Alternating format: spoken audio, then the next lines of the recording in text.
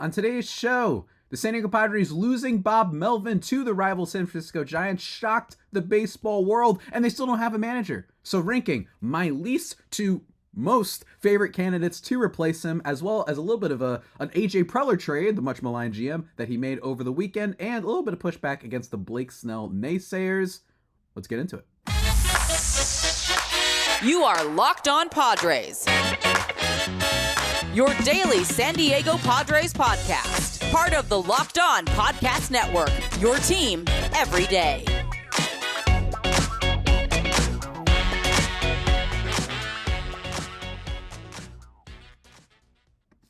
Greetings, ladies and gentlemen, and welcome to another edition of Locked On Padres podcast, which is part of the Locked On Podcast Network, your team every day for Monday, November 20th, Thanksgiving week for a lot of folks out there. As always, I'm your host with sometimes, occasionally, but certainly not always the most, Javier Reyes. You can follow me on Twitter at Javipeno, Javiipeno. Haven't always been talking about baseball on there, except for a couple jokes like about Carissa Thompson and how we're going to get Ohtani. Other than that, don't worry though. There's an all Padres account too, at @LO_Padres. And if you want to see whatever I'm rocking fit-wise, which is just one of my favorite hoodies, that just is a yellow hoodie that says Daydreamer. I don't know why I like it so much. And little bobbleheads and whatnot. If you want your podcast on YouTube, Locked On Padres is where you go.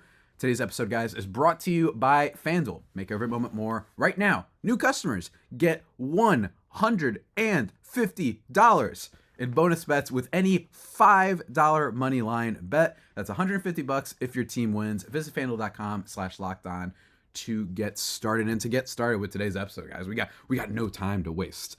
We're fitting a bunch of different topics today. We're going to be ranking my least to most favorite. I don't know what the terminology, I don't know what the right verbiage is. My most preferred candidates for the Padres' new manager position, starting from lowest to highest, just talking really quickly about them because, frankly, I think manager's a little bit weird. I think it's a hard position to know exactly what you need. I think that it's easy to point out what you don't want out of a manager, but more importantly, I think that the number one thing with this conversation about manager for me has been how the heck is AJ Preller still here and whatnot. And not to make light of the situation, but Peter Seidler's passing, I'm wondering Seidler was such a huge fan of AJ Preller's that part of me wonders is the people taking over now going to be let's trust this guy too? I mean, you know what I mean? I don't know how that whole thing's going to shake up. Maybe Preller's on this hot seat. Maybe he's not. I actually think he made a pretty good move this weekend. But in terms of the manager search, I think that the biggest story about this hasn't been about who, but the fact that it's crazy that Preller is still in a position where he's on his sixth manager hire now. And people are wondering, can this next guy do well? You brought in a 3-time manager of the year, and apparently it's no. It's just that he keeps picking the wrong guys. You know what I mean? It's no, it's probably not AJ Preller. But there's a lot of candidates for this position. And frankly, it's a little surprising, just a little bit, that the Padres haven't, because I'd say out of the remaining teams, the Marlins being another one, you'd think that the Padres would fill up that position possibly the fastest, at least in my opinion. Just because of all the talent there, all the superstars there, all of the resources there, the increase in spending. I know that it's going down this offseason, but just overall going from a 60 million payroll from the most of the 2000s and then most of the 2010s to 200 million is pretty nuts, and I think that most people want to jump aboard that. But granted, also with Peter Seidler's passing, I imagine that that's part of the reason why we haven't gotten an announcement just yet. There was a report from Kevin AC from the San Diego Tribune, I believe, mentioning that it was likely to be put on hold, the finding of the new manager after Peter Seidler's passing, and also in terms of this week, it's expected that the new manager will be announced before Thanksgiving, which makes a lot of sense, before the holiday break. I imagine that. So by the time you guys hear this podcast, it might even be possible that a new manager has been announced. We'll have to see. So I'm going to only quickly run through from least to most my preferred manager candidates for the Padres. And I don't know a lot of inside info on this and whatnot, but we're just going to talk about my initial vibe, not going through too much in the details. I don't know manager styles as much as everybody else. You can check Baseball Reference for that. They've got good statistics on that. But yeah, so let's get into it. And of course, some fun stuff at the end. My least preferred free agent I'm sorry, manager, not free agent, manager to manage the San Diego Padres. And this is, by the way, based on who has been rumored the most, at least from my perspective, my point of view. My least favorite would be Ryan Flaherty. And I've made no secret about this. Ryan Flaherty, to me, is just another classic AJ Preller hire. This is a guy who would be the youngest manager in the majors if he were to be hired for the position. And more importantly, I think in this situation, is probably friends with Manny Machado. They were teammates back in Baltimore, and those were good days, in fairness, with the Orioles. It wasn't necessarily Ryan Flaherty doing it. He was just kind of like a role bench player. Nothing wrong with that. But that's kind of what his position was. This isn't a superstar caliber player. And I'm not saying, by the way, that to be a great manager, you have to be a superstar caliber player. Look at Joe Girardi of the Yankees. That guy wasn't all that amazing. Jorge Posada, Puerto Rican power, came in and replaced him, and he was great. And then Joe Girardi was a pretty good manager. They won a championship, right? So that's not all. That's not exactly what I'm saying. I'm just saying that in general, that the attention that Ryan Flaherty is garnering is mostly has to do with the fact that he was teammates with Manny Machado in Baltimore. At least that's what it feels like. And Preller, of course, which is a good thing, likes to pay attention to his players and, want to accommodate them and whatnot. That's what seems to be widely reported and discussed, which is fine. But you know how you accommodated Manny Machado by giving him that big extension. I think that the your part in this is over. Now Manny's got to play. He's got to show up and do well. Obviously, you still pay attention to him and listen to what he says. But for me, my issue is it would be the youngest manager in the league, not a lot of experience. And most importantly, as the Padres guy, this would be an in-house hire, which reportedly is what they prefer, which is why I think he's one of the top candidates potentially. I just don't understand how a guy who was one of your offensive bench coaches, after what we saw on offense last year, and frankly, what we've seen the past few years, where everybody who comes to the Padres doesn't get better. They either stay the same or get worse. I've mentioned this 1,000 times, but it needs to be said again. So that's my thing with him. So he would be my least favorite of the bunch because it just feels like another classic Preller. This sounds a little bit harsh, but a little bit of a figurehead, a little bit of an extension of the front office, given his youth and given the fact that he has the ties to Manny Machado, and given that just in his role, it's not like we saw massive success there. So that's just me, but what do I know? My next manager in line, I'd say for the Padres, is one that I actually think is quite intriguing, and I'm not quite as down on him as other people, and that's Phil Nevin, formerly of the Los Angeles Angels, of course. Well, wait, hold on. Is he still with the Angels? I think he is. Phil Nevin with the Angels. Here's the thing. He very famously made some mistakes, I think, when he was a bench coach for the Yankees. I think he told Anthony Rizzo to go from third base. It was some crazy. Just look up like Phil Nevin waves someone to go in, and it wasn't a good call. Like, you should have held up the runner. I don't know why you told him to go. It was easily thrown out, and I think it was a big game too. I think it was like a playoff game, if I'm not mistaken. So there's that. And then also his record with the Angels, not the best. In 2022, 46-60. 2022 also being a season where they significantly, like, completely collapsed. For those who don't remember when Joe Madden used to be the manager of that team, taking over, not doing much, I think, for the Angels. And granted, I think that organization has a lot of troubles, clearly. This is not the only manager to fail with the Angels, you know what I'm saying? Like, so when that happens, you have to take that into context where it's like, maybe it's the organization and not necessarily Phil Nevin, right? Just, I mean, if you're looking at this from that perspective, it's the same theory I always have about, let's say, football, where everyone keeps saying, like, how do the Browns keep missing on quarterback? I mean, another bust for the Browns, another bust for the Jets. Don't y'all think that by now, through sake of regression to the average, that one of these picks would make sense? You think one of these managers would make sense at one point? At some point, when everyone keeps failing for your team, it's probably organizational, general manager, ownership, all that stuff. At least that's just me. So I'm not going to totally rip Phil Nevin. But that being said, I don't think that he's shown anything in the manager role that makes me say, yes, that is the guy. What I do like is the ties to the Padres, right? Former Padre is always really cool. And I know that, like, one of my closest friends, he actually, I think, met Phil Nevin and said, like, he was the nicest guy when he was a kid and when he was in San Diego. So love that. And I do think that there comes a certain amount of respect, especially since you were with the organization. He'd be a little bit of almost like a community hero, dare I say. And that's what I had heard about him. My friend said he was really cool with it, nice to his sister, and when she was going through some stuff, and they went to games together. So Phil Nevin also has, like, that stamp of approval from my point of view. And he was actually pretty successful with the Padres. Finished 21st in MVP voting in 2001. So shouts to him. And he was also an all-star. So he had some good times in San Diego. So I like that. And I like that he could come in and be like, hey, I did something here. And that's at least something. And maybe, that will pay dividends. I don't know for sure, but that's why he's not my least favorite of all the bunch. Just because I do like a little bit of the experience, and I like the fact that he has some success with the Padres, and he at least would be recognizable here. He was good there once upon a time. So not my favorite, certainly on the low list, obviously, but certainly someone that I'd be not. It's not the worst, right? I really think that it's like Ryan Flaherty and whatnot. And again, worst it's number one thing that I'm bad at is the fact that Preller is on his 6 higher. Then number 2 would be Ryan Flaherty. Then number 3 would be Phil Nevin, if that makes any sense, guys. But before we continue going, we've already talked a lot so far, guys. I need to take just a second to talk to you about our good friends from the top of the podcast, that is FanDuel. And here, let me tell you, ladies and gentlemen, football. You want to kick off your betting season? FanDuel is the place to go. Right now, new customers get $150 in bonus bets with any winning $5 moneyline bet. That's $150 if your team wins. And if you've been thinking about FanDuel, there's no better time to get on the action. They have spreads, they have player props, they've got over-unders, they've got much more. They've probably got a whole bunch of specific ones. I haven't checked just yet, but maybe there's probably something on the whole Taylor Swift, Travis Kelce thing tonight. Maybe they're like over-under times they pan the camera to her in the booth. I don't know. Game of the year tonight, though, I will say I'm excited for that. My personal pick, I think I'm going with the Chiefs.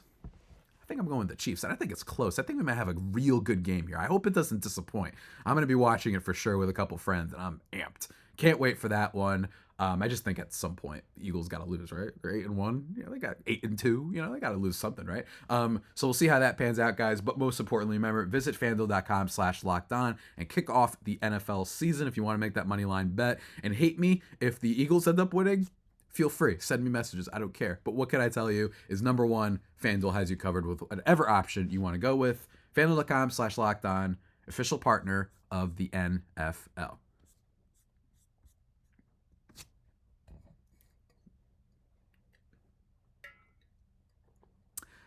And we are back, ladies and gentlemen, here on the Locked On Padres podcast, the only pod that may be better than the Padres themselves, as they always say. Go check us out on SiriusXM, all the platforms, all the Twitters. You know what it is.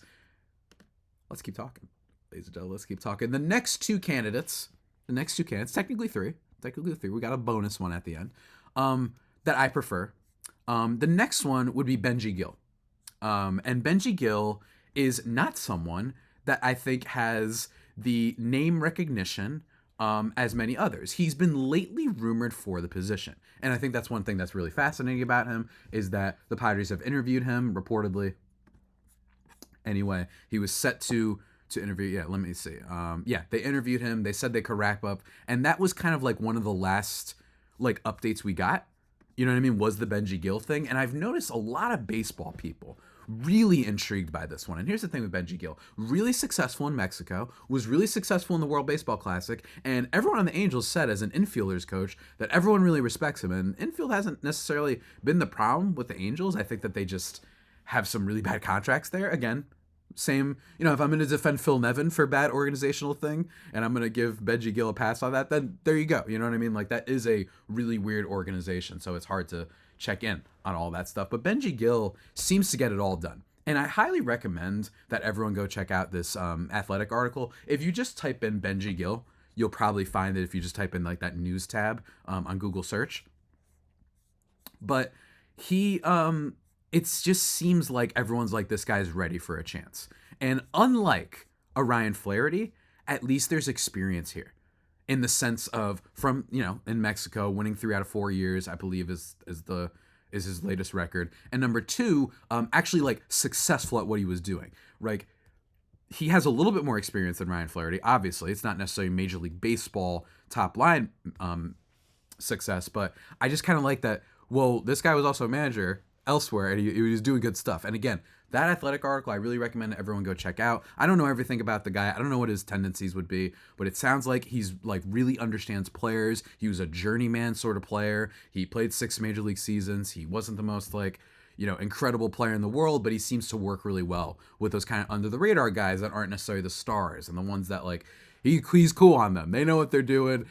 You do your thing. I'll help out when it's needed, but I want to help like kind of the in between the lines, the sort of the outside the lines. What's the phrase? The the tertiary pieces. And I think that could be helpful for a Padres team that has often not gotten a lot out of its tertiary pieces with guys like Cronenworth, with guy infield coach, right? Maybe Jake Cronenworth can get some help from them, right? Maybe guys like, God forbid, Matt Carpenter gets some help. Maybe Trent Grisham a little bit, whatever. Those kind of the under the radar, the backbone, not backbone, the background characters, dare I say, for the San Diego Padres team that is filled with superstar A-listers, right? And you have this guy come in and has some experience with that. So it's an intriguing hire. And I like it. I like that everyone else likes it. So I'd be intrigued by it, for sure. And yeah, that's basically it for my guy, Benji Gil. Everybody go check out that Athletic article. And then lastly, and also apparently the president of Mexico, weighed in the Padres search for manager and was, hyping up Benji Gil, which is just so funny. So you know what? I'm all for it. Why not? I love that. Number one, and for me right now, would be Mike Shildt. And it's really close. I think it's 1A, 1B between him and Benji Gil, and that's just personal preference. Mike Shildt, there's a couple things with him. Number one, Bob Nightingale, via him, as of late, this is the last report I heard, is that the Brewers are expected to make a run at him if he is not hired. And it seems like, since the Padres are one of the people that have been rumored, he's an in-house guy, which is what reports said, that they prefer an in-house, like I already said, that potentially, he could be the guy to fill in. And if he doesn't, the Brewers want him. So, the Brewers, it's a team I make fun of quite a lot, right? But I think that it'd be interesting that if it's interesting that they want him. Now, that team is rebuilding, so I don't know what that says. If they just want someone in there who has experience in the sense of just helping us get through the season, or if they want someone who's good, because they are rebuilding, right? They non-tendered Brandon Woodruff on Friday, so they're not going to be, and I understand to an extent, because you don't want to necessarily pay a guy who's not going to be pitching for you next year, and then you have him as a free agent the next year. But it's still kind of crazy you didn't get at least something out of him. So there's that. And it's just that disaster of an organization right now with the Brewers. So that would be intriguing. And then the other thing is Mike Shildt has a lot of experience, right? He led the Cardinals to 3 playoff appearances and took them to the NLCS in 2019. Yeah, they had the bad loss to, in quotes, bad loss to the Padres. And he was also fired by the Cardinals. And I think that is interesting, though. With a guy who won Manager of the Year and a guy who has led the team to multiple playoff appearances, I make fun of the Cardinals a little bit because I think that's an organization that has gotten really comfortable resting on its laurels lately, where they were just thrilled with the Paul Goldschmidt and Nolan Arenado trades, just getting them for practically nothing. Obviously, that's great. But then the fact that they never coupled that with improving their pitching, when there's been it's been 7-8 years now that they've been relying on random role starting pitchers to come in and kind of fill in the void for them, and Adam Wainwright to not age, and then it finally happened this year, right? They have all of that happening, yet they just refuse to bring in a starting pitcher. So I do make fun of them for that. But overall, as an organization, they're usually pretty smart. So them firing someone, I do take a little bit into account. But for me, you bring in someone with experience. Guys on the team like superstars are going to, kind of respect that this is a guy who's been there. He's had playoff wins before. That must go a long way. So that's why I like Mike Shildt for. It's close, though, between him and Gil. But I just think that either one of them, I will not be upset. If I hear Phil Nevin, I'll be like, And if I hear Ryan Flaherty, I'll be like, you got to be kidding me. And then if I hear anything else about AJ Preller, then I'm going to be even more upset. If that guy makes it another season, guys, if somehow AJ Preller stays around for another manager hire, I will lose it.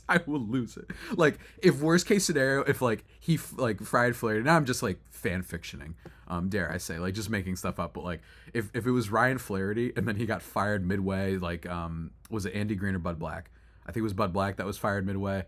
I could be getting that wrong. And then he's still allowed to be the GM, would be crazy. That would be just crazy. It's just amazing. So for me, I like the fact that the Preller red flag tendency stuff seems least suitable with guys like Benji Gil and Mike Shildt, to me. And what I mean by that is guys he used to know from Texas, guys at home have a lot of experience, guys that have a I'm just an extension of the front office type of vibe. So that's my personal preference for the next San Diego Padres new manager. We're probably going to hear about it soon, and I'll react to it in full. But that's it for now. That's it for now, ladies and gentlemen. Very, very, very exciting stuff. I'm curious to see how that plays out. But before we get into my last two topics of the show, some quick hitters about Blake Snell and a nice little trade that the Padres made. We have to take a little bit of a second for a break from a word from our sponsors.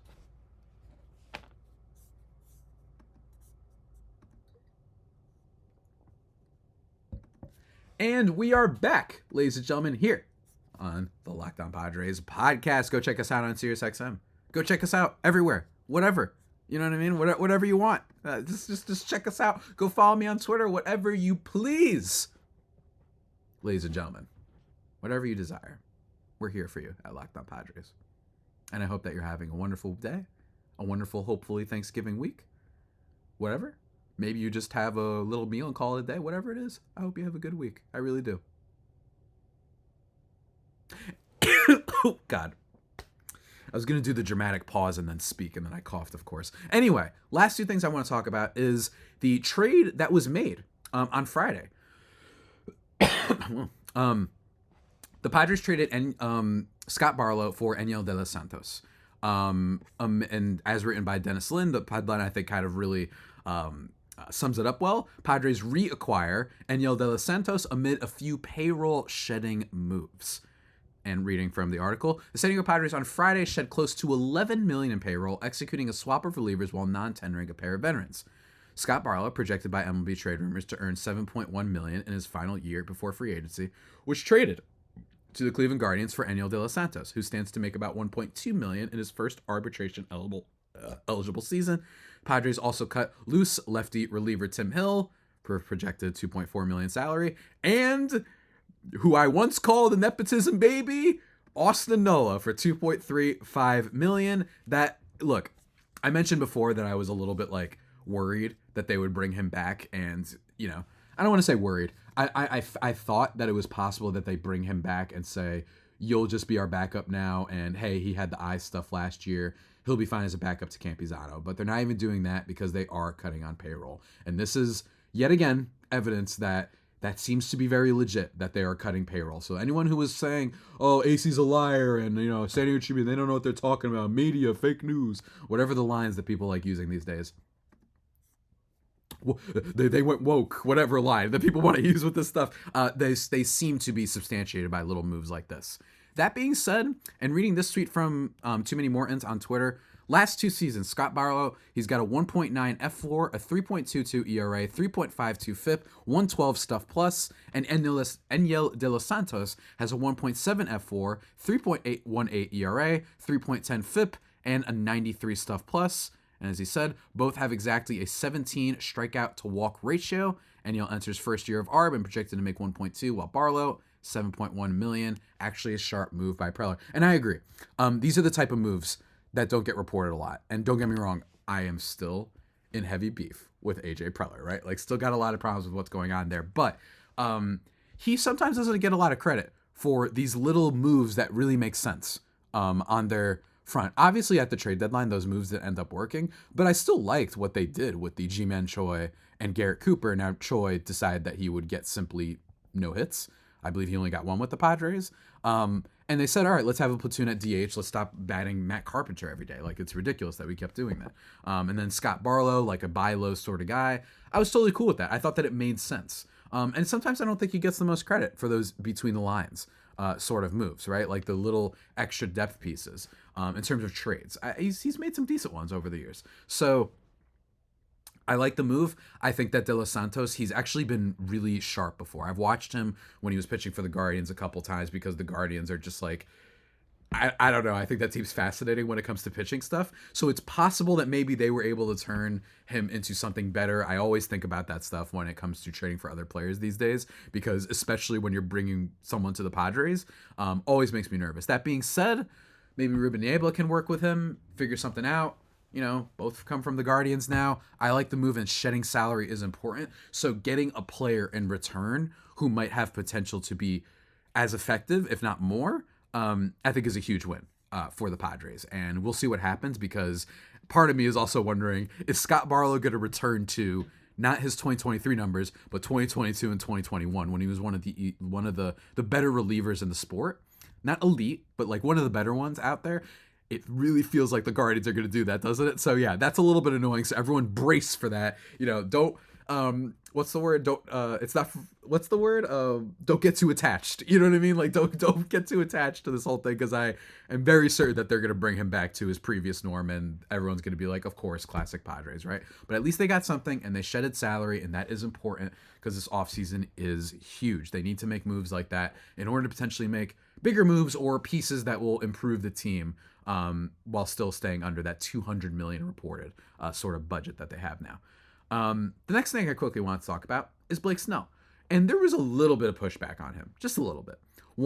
First of all, I want to say that this is not bad. It's just an observation. It's just so fun that like when they show Garrett Cole winning the Cy Young, it's like him and his wife in like some green screen looking room. I forgot where it was. And then with Blake Snell, it's like a party. It's like everybody's there. His girlfriend's there. Family's there. And they're all like, hey, like it's exciting. I love it. I just think it's fun. With Blake Snell, there was a little bit of pushback. I saw a little bit on Twitter. I saw a little bit from media people that I follow, some colleagues. Most importantly, though, I did see an article from Ken Rosenthal, former enemy of San Diego Padres fans everywhere, write a little bit of a, what's the word? Like a little bit of a dissenting sort of vibe for Blake Snell. So I'm going to read what he wrote over at The Athletic. I didn't love Blake Snell's league-high walk rate or relatively low innings total, but his 2.25 ERA was the league's best by nearly 3/4 of an earned run, and the 19 runs he allowed over his last 23 starts was, as The Athletic's Jason Stark wrote at the end of the season, the fewest in any span of that length within a single season in the past 100 years. Absolutely crazy. So he said, yes, I was okay. He said, my bigger problem by far was what to do with Spencer Strider, and the biggest thing that he had is he said that the ballot, in my view, was the equivalent of a trap door, all these sort of things. And then he finally kind of said that his big thing in 2018, before Snell won his first Cy Young, was with the Rays, is that he made a plea for voters to value innings. He wasn't a Cy Young voter back there, but here he writes, my opinion has not changed. The more innings a starting pitcher work, the more valuable he is to his team, saving his bullpen, making impact beyond the day he throws. Snell's 180 innings were 36 fewer than Webb's, 30 fewer than Gallen's, and 6 2/3 fewer than Strider's. Webb and Gallen effectively threw the equivalent of 5 or 6 starts more than Snell. But again, Snell's dominance was undeniable, even mitigating his walk rate. Of the 99 batters Snell walked, only 12.1% of them scored, according to Stats Perform. The major league rate of base runners who scored after walk was 24.5%. What I like there is he brings the point, but then also he's very also giving, being like, that is pretty crazy and whatnot. So here's my take. I do agree with Ken to an extent. And this happens, and I've seen it before. The total net value of guys who are able to go 6 innings, 7 innings consistently, be those sort of guys. I've heard this argument before. And frankly, I empathize with it because I get so annoyed when baseball nerds are like, it's all about having a good bullpen. And then all of a sudden, the Rays, they bring in some guy who stinks and gets blown up when you need him most in the postseason, right? So like relievers to me, I hate. This is my most old man opinion, dare I say, about the current state of the game. I hate the let's just trot out a bunch of relievers vibe of baseball. And like, that's what matters. I was in a fantasy league one year where everybody thought that it was smart to prioritize relievers, as if for some reason it's more difficult to find guys who can throw 1 inning versus guys that throw 5 or 6, right? So I do emphasize with the argument that people have really ignored innings the past few years. And I think that that's really frustrating and really silly. And don't get me wrong, I know that advanced stats people will be like, well, whatever, like, because if you replace them with this guy and then they do this because they have the velocity still up there because they're not tired. And if you just have a bunch of yeah, but that's so many pitchers. You know what I mean? Like at some point, like different batters, different pitchers, that should matter. What if your super reliever strategy, guys are like, cool, like I was struggling against a starting pitcher or a different guy, and you brought in this guy and I could hit him. So there's just so many more loopholes in that argument, I feel, that are predicated upon just being, dare I say, blindly adherent to the statistics of relievers that we see with modern day baseball. My only problem though is that not many pitchers do throw a lot of innings these days. You know what I mean? You've got to have like the biggest aces in the world, and that's not really the case here. Aside from like Garrett Cole, and a few other guys. It doesn't seem to be like there's all that many guys that throw pretty often. And I think part of that is because of the revolution with the thinking of how we use relievers. I get it. And also the other end of that spectrum, the very, the older perspective is also when people are like, well, back in my day, guys would go 9 innings and throw 130 pitches. It's like, yeah, and go look up the injury rates on those guys and go look up the fact that guys throw harder today. You know what I mean? So as a result, why do you want the guys that are testing the human limit of what an arm can do to go farther into a game when you could just have someone fresh out of the bullpen at the 7th inning? You know what I mean? Like, that probably makes more sense. So again, it's a little bit of an argument. I do empathize with that. The thing that I don't empathize with is when people bring up some advanced stats, and Ken did not do that here. He brought up the fact that, yeah, he walked a lot of batters, but none of them reached home, which is crazy. Now, part of that, and here's the part that I disagree with, has to do with some advanced stats. Stuff like FIP, stuff like Sierra, stuff like XFIP, all of that stuff, and sort of expected ERA. I do not think expected stats should be like FIP, and certainly XFIP, should be used for judging the Cy Young. I think it is about what you did this season. This is not a decision about who you should sign in the offseason or where is your ranking for pantheon of pitchers right now. That is a totally different discussion. The Cy Young is commemorating the season. And if you just look at what happened in the season, Blake Snell had the lowest ERA in the sport and one of the highest strikeout rates in the sport and one of the great stretch runs in the sport that we've seen since guys like Bob Gibson, guys like Jake Arrieta, et cetera, et cetera. So to me, that's the thing. That argument I do not like. I do not like using expected stats when we're judging regular season sort of awards. If it's like a tiebreaker, maybe, right? Like, let's say Snell had a 2.5 ERA and Justin Steele had a 2.67, right? Something like that. Again, I'm just saying numbers. Then if you want, and then they have very similar strikeout rates, all that stuff. Then if you want to get into the expected stats, sure. But using that as to why you think Strider deserves it, or maybe even Logan Webb, get out of here with that. I mean, in fairness, I don't really see too much pushback about Webb, not the most, but even still, I see some. And in fairness, Logan Webb does have a stat, which is the fact that he had like an incredible strikeout rate and his ground ball rate was through the roof. Like, that's good if you're striking out guys and also producing ground balls, because those have the least percentage chance of leaving the infield for hits. So shouts to Logan Webb, very good pitcher. If you want to tell me I think Logan Webb is better than Blake Snell, I'm not going to hate that argument, especially with the Padres defense that's behind him.